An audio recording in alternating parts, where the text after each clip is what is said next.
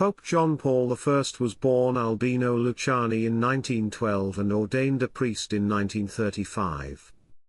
Pope John XXIII appointed him Bishop of Vittorio Veneto, Italy, in 1958, and Pope Paul VI appointed him as Patriarch of Venice in 1969. Pope John Paul, who was elected Pope 43 years ago, on August 26, 1978, but died of a heart attack 33 days later. The news, welcomed in celebration by the many who loved him and today venerate him with devotion, announces a great celebration for the whole Church. A figure of great importance for recent history will be raised to the honors of the altars, to the delight of Christians and the whole world.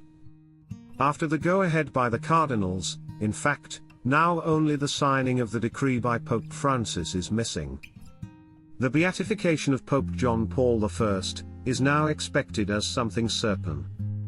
The smiling Pope ruled the Universal Church for only 33 days, but despite the brevity of his pontificate, his figure has left an indelible mark that will now lead him to become blessed.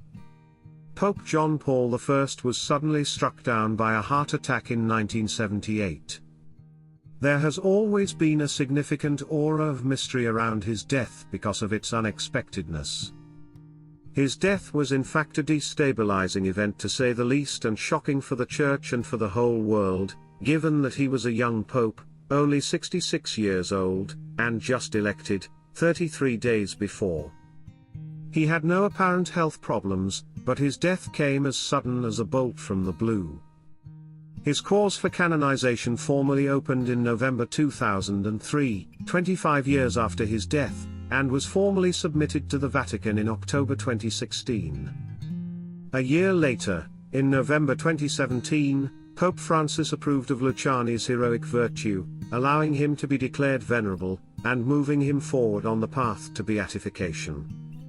His main propensity, however, was that of smiling, of sweetness towards children, for the simplicity of his behavior, which earned him the title of Pope of the Smile.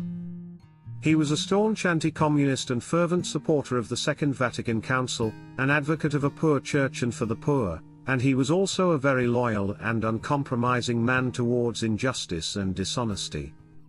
The Diocese of Belluno, which is overseeing the beatification cause, concluded its investigation into the miraculous healing of a young girl from Buenos Aires who suffered from a severe form of encephalopathy, a disease that affects brain function, leading to an altered mental state in which the person is confused and acts abnormally. Following the diocesan investigation, which found the healing to be miraculous, it was brought to a board of medical consultants in October 2019, and they reached the same conclusion: there was no medical or scientific explanation for the girl's recovery. The case was then presented to a panel of theological experts, who approved of the miracle in May 2021. Since it is a pope being beatified, it will most likely be Pope Francis himself to celebrate the rite, which will consequently take place in St. Peter's. Thank you for supporting my channel. Please like, comment and subscribe. May God bless you and keep you. Our Lady, Queen of Peace, pray for us.